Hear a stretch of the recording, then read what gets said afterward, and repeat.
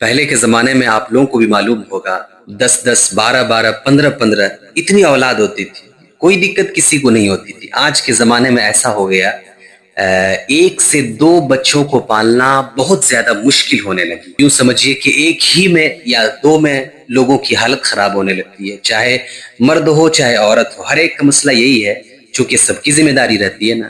ایک سوال یہ پیدا ہوتا ہے کہ آخر ایسا اس زمانے میں کیوں ہوا؟ آج سے 100 سال پہلے چلے جائیے، 50 سال پہلے چلے جائیے، کوئی مسئلہ نہیں تھا، 7 8 بچے ایسے ہی لوگ پال لیتے تھے، کوئی دقت نہیں ہوتی تھی۔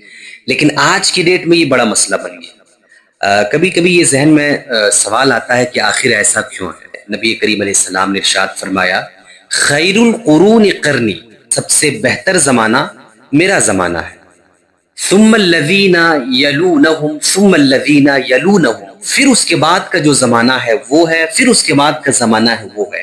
یعنی بہتری کی جو کوالٹی ہے سب سے زیادہ میرے زمانے میں، اس کے بعد وہ کوالٹی تھوڑی لو ہوتی ہے حضور کے بعد کے زمانے میں، اس کے بعد کا جو زمانہ ہے اور وہ لو ہوتی چلی جاتی ہے، اور یہ لو ہوتے ہوتے آج جس زمانے میں ہم سب جی رہے ہیں یہاں تک وہ بہتری لو ہوتے ہوئے یہ زمانہ پہنچا ہے۔ اچھا، دوسری حدیث میں حضور نے اس کو اور تھوڑا سا واضح کر کے ذکر فرمایا، اور فرمایا خیر القرون قرنی الذی بعثت فیہم، کہ سب سے بہتر زمانہ وہ زمانہ ہے جس میں میں مبعوث کیا گیا ہوں۔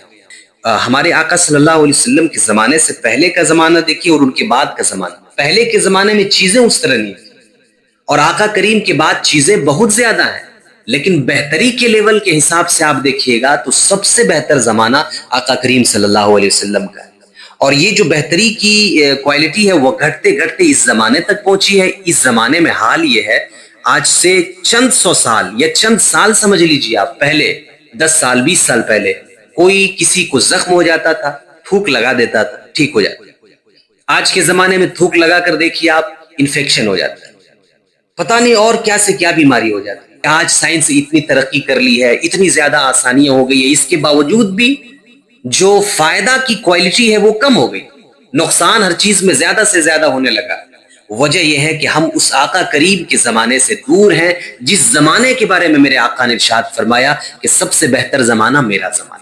اور اس زمانے سے جتنا زیادہ دور ہوتے چلے جائیں گے اتنی زیادہ بہتری کم ہوتی چلی جائے گی، نقصان بڑھتا چلا جائے گا۔ اور ایک دن وہ آئے گا کہ جس دن فائدہ بالکل نہیں ہوگا، چیزوں میں صرف نقصان ہی نقصان رہ جائے گا، اسی دن کو قیامت کہتے ہیں، اور وہ ہمارے آقا کے زمانے سے سب سے دور کا زمانہ ہو۔